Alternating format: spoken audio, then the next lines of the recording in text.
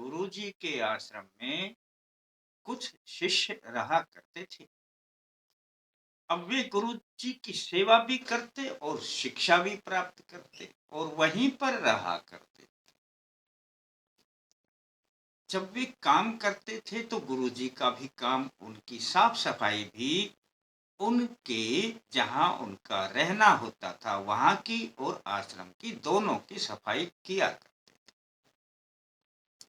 एक शिष्य एक दिन जब उनके मकान पर सफाई करने के लिए गया तो उन्होंने देखा कि कुछ चींटियां बहुत सी लाइन में आ रही हैं और उस कुटिया में यानी उनके प्रांगण में प्रवेश कर रही है। उन्होंने ध्यान से देखा कि एक स्थान पर एक रोटी रखी हुई है और चींटियां वहीं पर आ रही। शिष्य ने गुरुजी से पूछ लिया, गुरुजी, चींटियां आ रही हैं, अब मैं सफाई करूं तो इन चींटियों का क्या होगा? और वहां पर एक रोटी रखी हुई है, उन रोटियों पर वे चींटियां आ रही। पर गुरुजी, यहां पर ये रोटी आई कैसे? तब गुरुजी कहने लगे, जब भी मैं खाना खाता हूं एक रोटी अलग से निकाल दिया करता हूं और उसके बाद आश्रम में रहने वाले अपनी गाय को खिला दिया करता हूं। तो खाने से पहले मेरा एक रोटी निकालना मेरा एक नियम। शिष्य ने पूछा, गुरुजी, कुछ चीजें ऐसी हुआ करती हैं जो आप हमें सिखाते नहीं। आप शिक्षा की बातें ही बताते रहते हैं, पर यह आपने कभी नहीं बताया कि यह रोटी आप क्यों निकालते हैं, फिर हम भी निकाल दिया करें। गुरुजी ने कहा कि जाने अनजाने कितने पाप कर्म हमारे से दिन भर में होते रहते हैं। यह उनके नाम की रोटी होती है जिसमें हम परमात्मा का ध्यान करते हैं। दूसरे, हम अपने बुजुर्गों का ध्यान करते हैं, अपने पितरों का ध्यान करते हैं। और तीसरे, जितने भी देव हैं जो हमें सब कुछ प्रदान करते रहते हैं, हम उनका ध्यान करते हैं।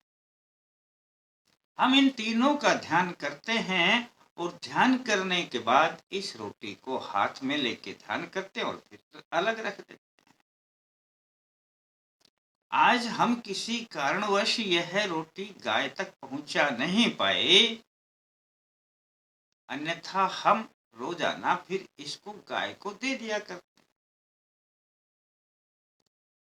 तब शिष्य ने कहा, गुरुजी, इससे क्या होता है?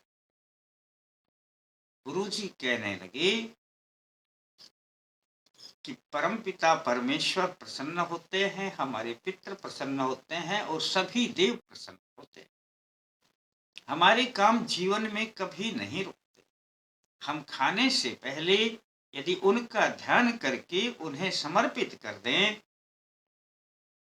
सब कुछ शुद्ध, सही और हमारे पक्ष में होने लगता है। हमारे कार्य कभी रुक नहीं पाते। यह एक पुण्य है जो संचित होता रहता है। तब शिष्य ने कहा, गुरुजी, अब अब मैं सफाई करूं तो इन चींटियों का क्या होगा? गुरुजी ने कहा कि अभी सफाई न करें, सबसे पहले तो ये देखें कि ये चींटियां आ कहां से रही। इनके आसपास में बिल को तलाश करें और इस रोटी को ले जाकर इनके बिल के पास में छोटे छोटे टुकड़े करके डाल। अब जब आप ऐसा करेंगे तो ये चींटियां यहाँ पर आना बंद हो जाएंगी और वहीं पर इस रोटी को खाने लगेंगी। शिष्य ने कहा, गुरुजी, अति उत्तम है, ऐसा ही करता हूं। पर शिष्य ने पूछा, गुरुजी, क्या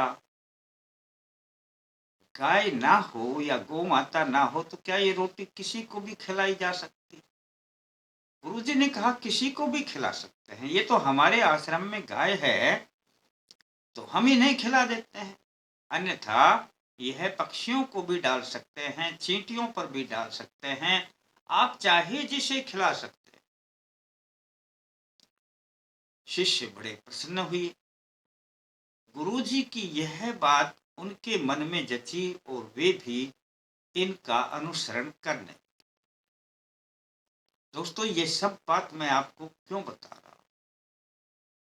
खाने से पहले रोटी का निकालना, आप छोटी सी रोटी अगर साबुत रोटी ना निकालें तो चाहे कितना बड़ा पीस निकालें, हाथ में लेकर के और बस आपने ध्यान करना है या मन में ही बोलना है, ओम श्री परमात्मने नमः।